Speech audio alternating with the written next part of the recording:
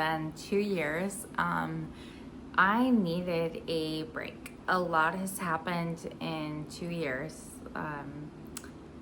A lot. I left Florida. I live in Tennessee now, Nashville, Tennessee. I finally got diagnosed with another condition that I did not know I had. Lyme is in remission. I got rid of mold. I beat everything that I had going on. So I'm gonna catch up on that. And yeah, so it's been a lot. Went through breakup, friendship breakups, tons of change. For like 2 years, I put my head down. I was terrified. I was living in a body that was losing functionality over years. This started between the ages of 23, 24. I started complaining to my mom, something's not right. I'm dizzy, I'm off balance, I'm tired, I am having trouble going down the stairs. Year after year, it got worse and worse and worse. And I first discovered breast implant illness. I thought that's gotta be it. Got my breast implants out. My walking at that point, because I have a mobility issue, which I'll get into, I was still walking on my own at that point, but I was holding on to like my boyfriend's arm at the time, or friends' arms, or kind of needing that support to feel safe. I got my implants out. Now, I don't regret that. I think every piece of this was a part of my story. So when my implants were taken out, the surgeon did say my entire chest cavity was inflamed. He'd never seen inflammation that bad. So I definitely don't regret it, So that was the first step into what's wrong with me. Of course, my symptoms with the walking, imbalance, mobility persisted. Then it got worse and worse, like I said. So it got to the point where I could not use stairs. I was holding on to walls or furniture to navigate my apartment. People could see now there was something wrong anytime I would walk. I went to a naturopath who was like, okay, not really sure, let's run a lot of tests. I got diagnosed with mold illness first and MTHFR. I just kept watching videos about Lyme disease, and I was like, I know I was bit by a tick. So we did the testing with IGeneX, came back, yes, you have Lyme, Bartonella, Babesia, CDC, accuracy and IGeneX accuracy. So I highly recommend IGeneX to anyone that is just feeling off and has never looked at the Lyme possibility, because I did have Lyme and I treated it. It took me 3 years to clear Lyme, co-infections, mold, get my gut back together, supplement correctly. And I learned a lot from that experience. For those 3 years, we assumed I had neurological Lyme, which can cause imbalance, extreme fatigue, and it does disable people. So we thought, okay, that must be what's going on here. So along the road, I saw every specialist you can think of. A lot said anxiety, a lot said maybe it's MS and it's not showing yet on scans like MRIs and that kind of thing. I had nerve conductions, x-rays. I met with spinal specialists, rheumatologists, cardiologists, neurologists, every ologist. I met with them. So that's kind of how all these years just kept creeping by. I kept getting worse. I got a walker because I could no longer walk on my own. I got my first walker in 2021. At that point, it was not safe for me to walk on my own. I had a few falls. My mom said, hey, get a walker. That way you'll feel safe. I'm living in Florida at the time. I'm not by my family. And so I get a walker. I'm thinking, okay, it's just while I'm in Lyme treatment. I treated Lyme. That part of it felt better. And when I say that part of it, the body aches, the night sweats, the headaches, the light sensitivity, all my Lyme symptoms they were gone. They just trickled out and they were gone. So I'm left with fatigue and this imbalance in mobility. Probably decided with my mom to move to Tennessee. So I've been in Nashville for about a year. That was really hard. I left a place I loved, and it was not a move that I would have picked or chosen ever. I foresaw my entire life where I was. So it was a move out of necessity. I do still live independently. I live about 2 miles away from my parents' house. I am reliant on help. So my mom, I see her every single day. She helps me with household tasks, getting around. I no longer drive, that kind of thing. So the reason I moved here was for that support, and then also to go to Vanderbilt. What I was diagnosed with is Friedreich Ataxia. I had never heard of it either. A lot of us will refer to it as FA.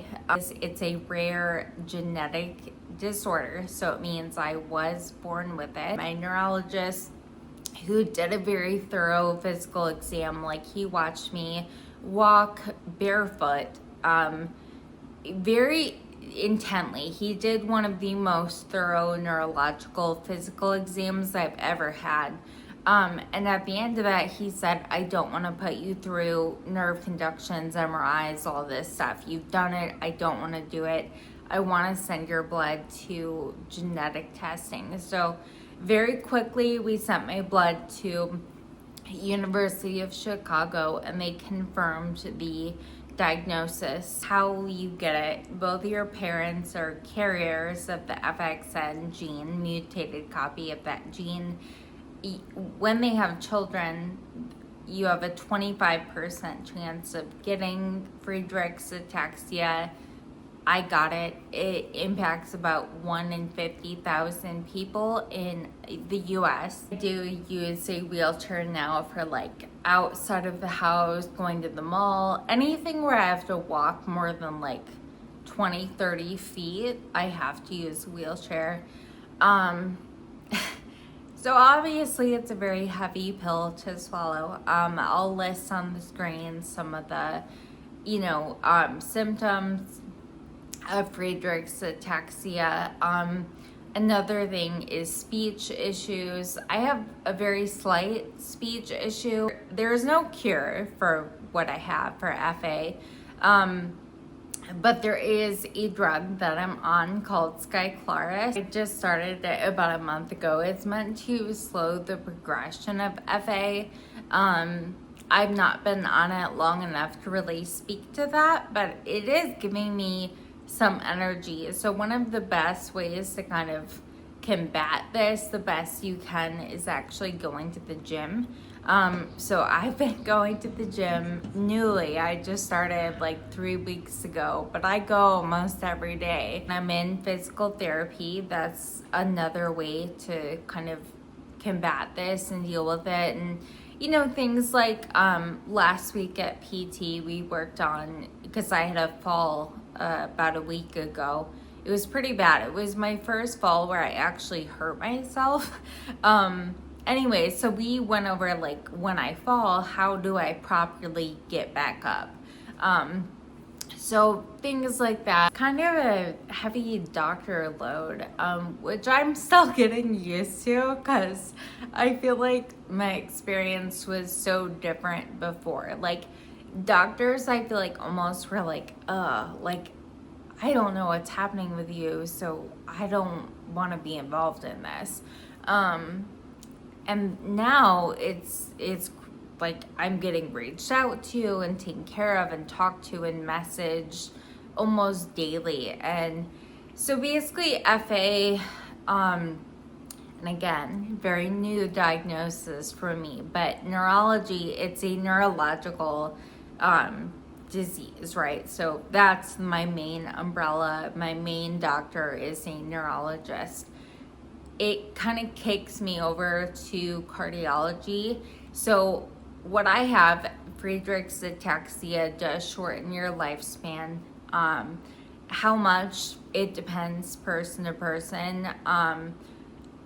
Typically about 85% of people with FA do die of heart failure, so cardiomyopathy.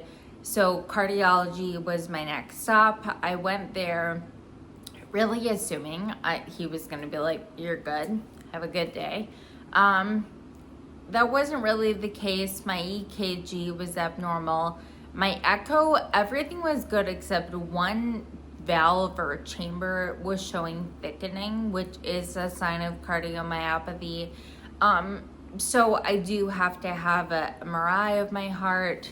I'm currently wearing a monitor that I've had for 2 weeks. It comes off tomorrow. I cannot wait. And he did put the diagnosis as stage B heart failure, which sounds so much more intense than what it is.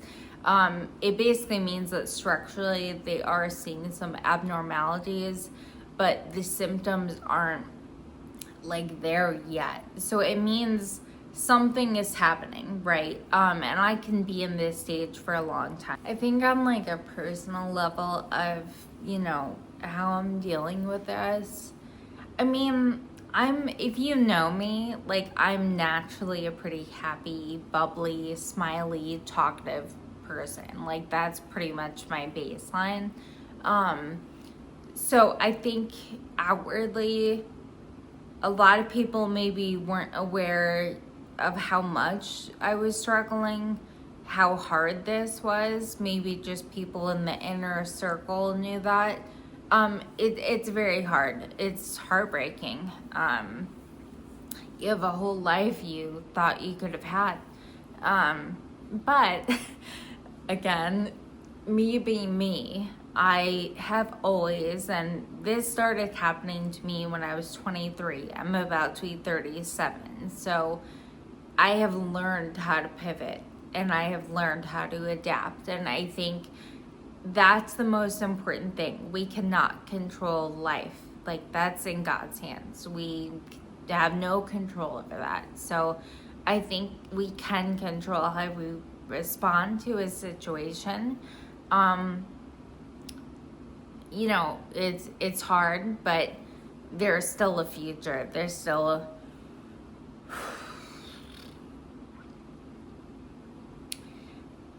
a future and there's still a life to be had. Looking into like adaptive trainers, adaptive rock climbing, adaptive boxing, adaptive horseback riding, adaptive skiing. So I am definitely going to find my path and my voice in this. My life will never look normal. I hate the term normal. It's horrible.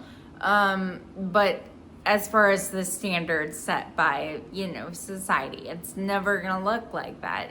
But it's going to look like my life and what I built it to be. The biggest thing is, living the best life I can live. And I could not do that without my mom, being a primary support in this. So she helps me with cooking, cleaning, laundry, like your day-to-day stuff that honestly, I wouldn't have the energy. And that was something we were noticing in the last couple of years, that my energy is really dropping off like severely, to just exist. It's been a lot. Of course, so I did the best I could to kind of explain it. Any questions, I'm always happy to answer. I've always been very open and very transparent about everything, because I think that only could potentially help other people. I hope everyone's doing good, and I will see you guys next time.